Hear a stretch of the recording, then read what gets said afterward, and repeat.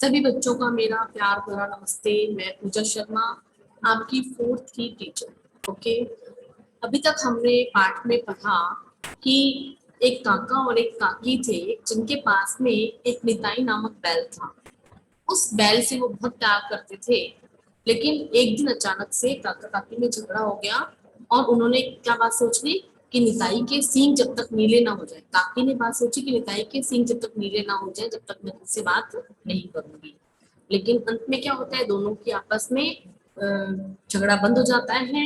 निताई के सींग जैसे ही रंगने के लिए काकी पहुंचती है, वहां पर काका भी आ जाते हैं और दोनों की लड़ाई बंद हो जाती है, दोनों प्रेम से रहते हैं। है ना, ये चैप्टर बहुत अच्छा था क्योंकि हमें क्या है, अपने पास में जितने भी लोग हैं हमारे परिवार में, उनके साथ में हमें मिलकर रहना चाहिए, लड़ाई झगड़ा नहीं करना चाहिए। लेकिन लड़ाई होने के बाद में अगर बाई चांस किसी बात पे लड़ाई हो भी जाती है तो हमें उसका निपटारा करके आपस में एक दूसरे के साथ में मिलकर रहना चाहिए और दूसरों को माफ भी करने की आदत डालनी चाहिए। ओके, यहाँ तक तो हमारा चैप्टर हुआ। अब हम स्टार्ट करने जा रहे हैं इसका आज जितना भी कॉपी पार्ट है वो। कॉपी पार्ट आपको सभी को पता है कि कॉपी पार्ट में सबसे पहले हम लेते हैं शुद्धलेख। तो शुद्धलेख में सबसे पहला शुद्धलेख जो है वो क्या है? दुर्भाग्य। दुर्भाग्य। सेकंड है झगड़ा, गमछे, फंसी, बढ़िया, जबान, सींग, खूंटे, अंधेरी, डिब्बा, ठूंठ, हंसी।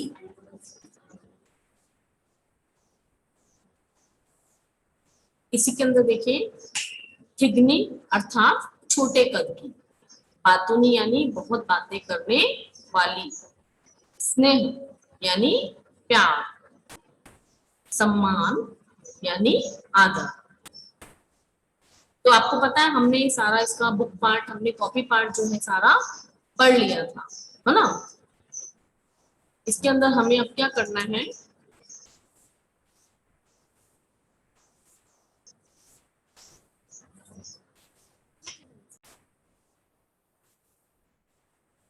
हाँ जी नमस्कार बच्चों।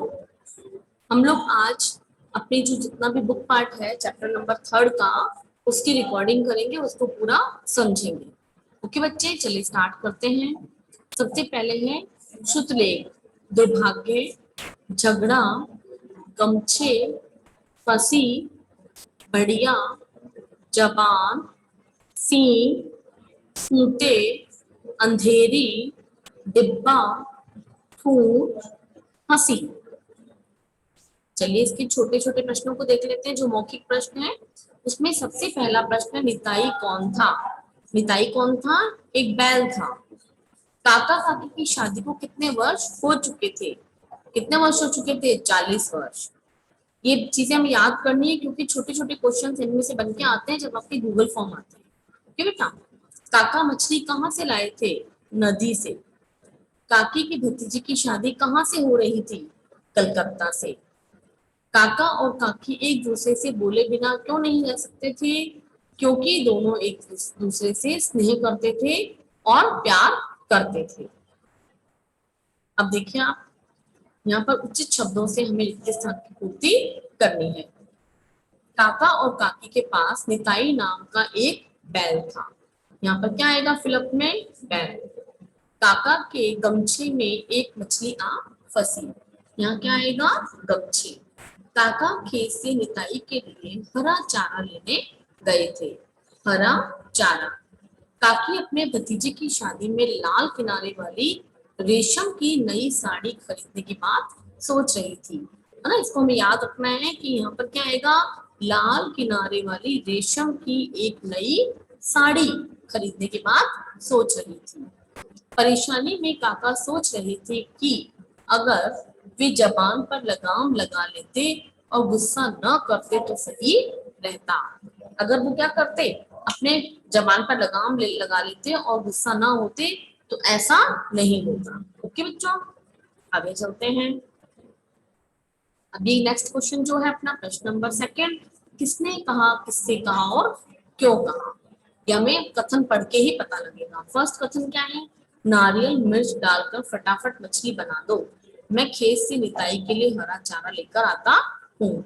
देखिए किसने कहा है, ये कहा है काका ने, और किससे कहा है, काकी से। काकी से, ताकि क्या करे, वो चारा लेकर आए, लौटे तो मछली खा सके, इसलिए कहा था।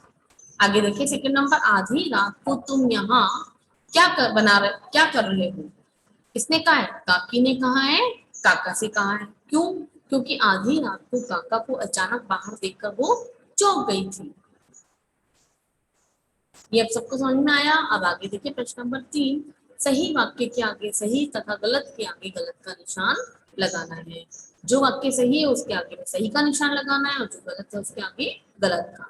इसमें प्रश्न नंबर 1 है, काका काकी हर समय एक दूसरे से लड़ते झगड़ते रहते थे। ये वाक्य सही है या गलत है, ये वाक्य गलत है, क्योंकि वो आपस में लड़ते नहीं थे, हमेशा प्रेम से रहते थे। काका की जाल में एक मछली फंस गई थी, ये वाक्य सही है गलत है, ये वाक्य गलत है। उसकी जाल में नहीं फंसी थी, किसमें फंसी थी, गमछे में। यहाँ हम कंफ्यूज हो जाएंगे कि मछली फंस गई थी, लेकिन यहाँ पर क्या जाल दिया हुआ है, लेकिन यहाँ क्या आना चाहिए था, गमछा।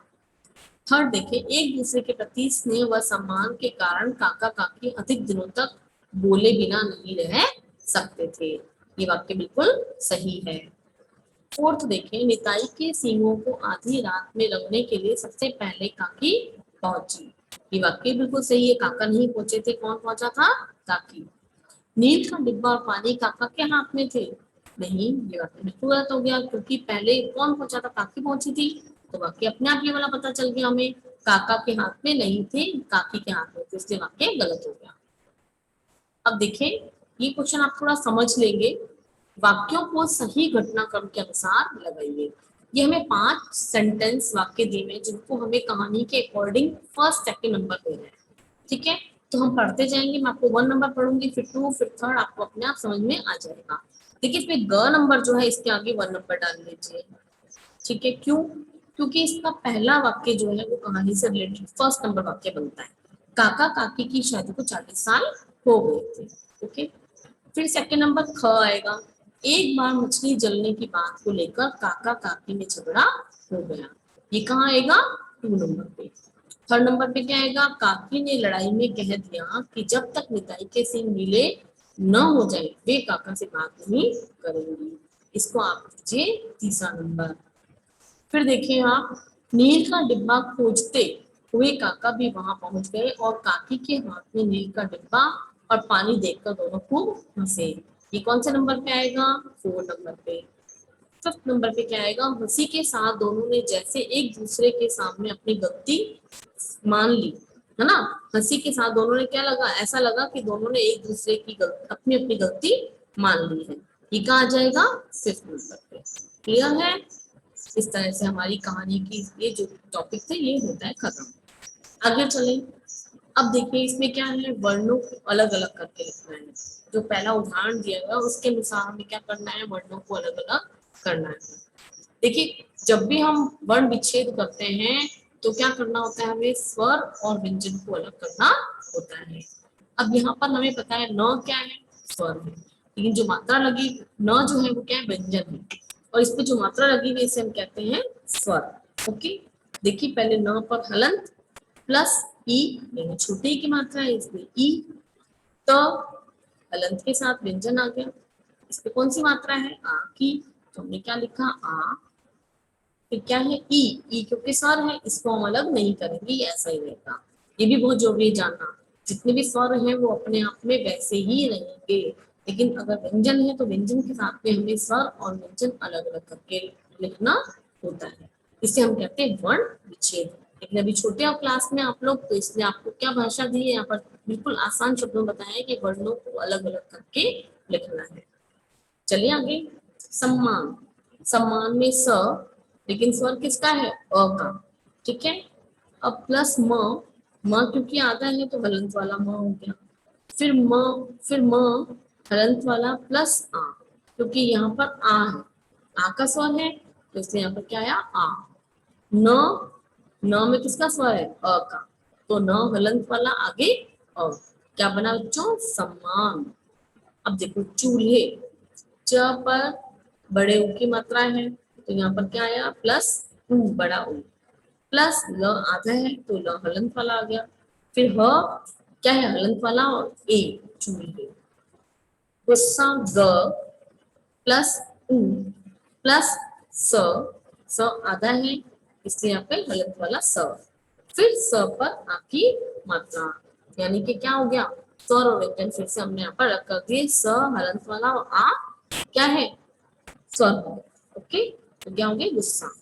अब आगे देखिए डिब्बा, ड, ड पर छोटी ई की मात्रा इसलिए ई लिखा हमने यहाँ पर, प्लस ब, ब आधा है, यहाँ पर ज्यादातर सारे वर्ण जो है वो आधे आ रहे हैं, ध्यान रखना। तो आधे हलंत वाले के साथ में हमें स्वर अलग नहीं करना है, सिर्फ हलंत वाला वर्ण व्यंजन लिखना है। आधा ब हो गया प्लस ब, ब के अंदर किसका स्वर है आ का, तो क्या बना ब हलंत वाला और आ यानी डिब्बा।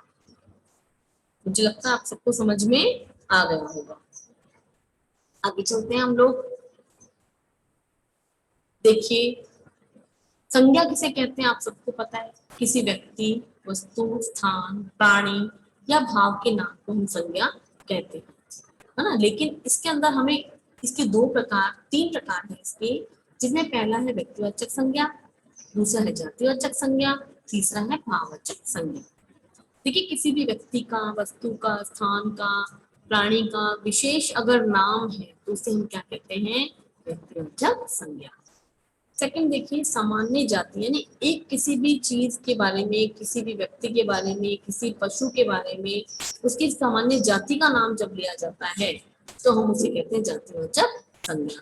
जैसे लड़का, मेज और नगर, नगर का नाम होगा तो क्या आएगा व्यक्तिवाचक में, लेकिन सिर्फ नगर है तो क्या आएगा जातिवाचक में।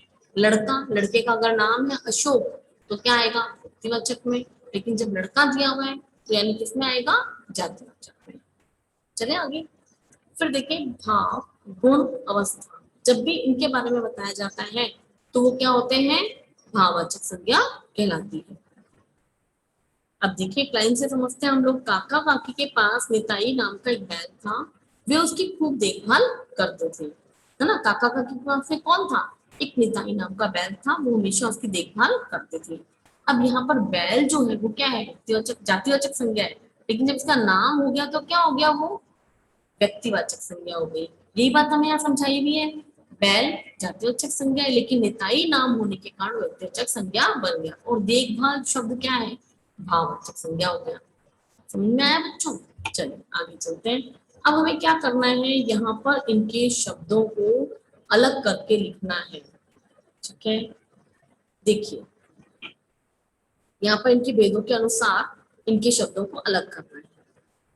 फर्स्ट देखिए यहाँ पर है बाइबिल, बाइबिल एक किताब का नाम है हमने यहाँ लिख दिया। फिर अब देखिए आप इसमें आगे से छांटना है, राजा ने किसी व्यक्ति का नाम है हमने लिख दिया, दिल्ली किसी शहर का नाम है हमने लिख दिया, ठीक है। फिर हमने टॉमी एक डॉग का नाम है इसलिए हमने यहाँ पर क्या लिख दिया टॉमी लिख दिया। सौम्या किसी बच्ची का नाम है, मैं सौम्या भी यहाँ से उठाकर यहाँ लिख दिया। अब देखिए जातिवाचक संज्ञा में क्या आएगा, मछली, पेड़, चोर, पृथ्वी, ठीक है। ये सब क्या हो गए जातिवाचक संज्ञा हो गई। अब भाववाचक संज्ञा देखिए शोरगुल, सुंदरता, हरियाली, ऊंचाई, ये सब क्या हो गए हमारे भाववाचक संज्ञा। तो आप सभी को अपने पीडीएफ आपके पास से भेजा जाएगा, उसमें से क्लियर लिख के इसको सुंदर राइटिंग में कंप्लीट भी करना है। आगे चलते हैं हम लोग। देखिए बहुवचन, हम लोग बहुवचन तो बहुत बार लिखते हैं हम लोग, लेकिन मात्राओं का ध्यान कभी भी नहीं रख पाते हैं। काफी बार ऐसा होता है मात्राओं का ध्यान नहीं रखते हैं। एक पॉइंट ये जानना बहुत जरूरी है कि जब भी बड़ी की मात्रा है वो बहुवचन में बदलते समय छोटी में बदल जाती है और यहाँ चंद्र बिंदु लगकर यहाँ बन जाता है।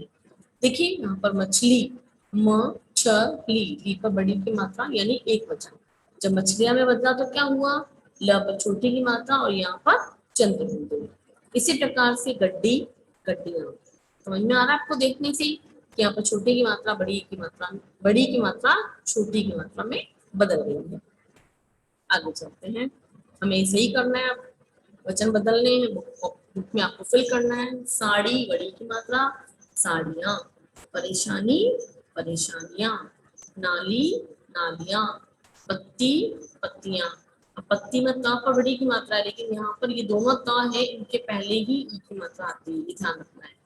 दवाई, बड़ी की मात्रा, दवाई। मतलब यहाँ बड़ी ई है तो छोटी ई हो जाएगा। हमेशा बोर्ड पर गलत लिखा हुआ होता है, आपने देखा कहीं भी दवाइयों की दुकान होती है, उस पर बोर्ड पर हमेशा दवाई ऐसा लिखा हुआ होता है, दवाइयाँ, है ना, ई पर बड़ी की मात्रा होती है, लेकिन हमेशा ऐसा होता है। आगे चलते हैं। शादी, शादियाँ। गाड़ी, गाड़ियाँ। अच्छाई, अच्छाइयाँ। ई बड़ी है, यहाँ पर छोटी हो गई। मक्खी, मक्खियाँ। लड़की, लड़की। क्लियर है सभी को?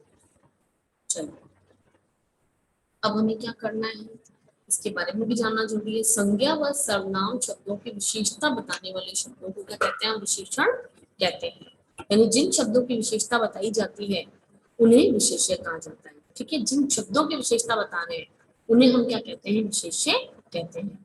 अब यहाँ क्या करना है, विशेषण के भी 4 भेदों में से हमें गुणवाचक के बारे में जानना पहले जरूरी है।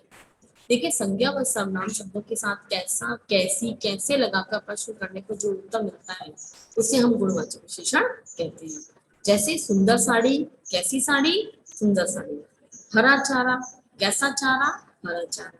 नए खिलौने, कैसे खिलौने, नए। मतलब हमें अगर प्रश्न पूछने पर उत्तर मिलता है तो वो क्या है? गुणवाचक विशेषण हो जाता है। इसके हम क्या करना है, गुणवाचक विशेषण के जैसे ही कोई अलग से हमें शब्द बनाना, वाक्य बनाने हैं, है ना, विशेषण के साथ लिखिए। ऐसे अलग से वाक्य बनाने हैं तो हमने पहला वाक्य क्या बनाया है इसमें? काका निताई के लिए हरा चारा लेने गए। किसके लिए लेने गए हैं वो? निताई के लिए। कैसा चारा लेने गए हैं? हरा चारा। तो यानी विशेष्य और विशेषण। काकी रेशम की लाल किनारे वाली साड़ी लेना चाहती थी। काका लंबे और शांत थे। काका नदी से ताजा मछली लाई। इस तरह से हमने आज पाठ की पूरी एक्टिविटी पढ़ ली, पूरी समझ ली। मुझे उम्मीद है कि आप सब अपना काम पूरा करेंगे और इसको कंप्लीट करके अपने टीचर को भेजेंगे। ओके बेटा।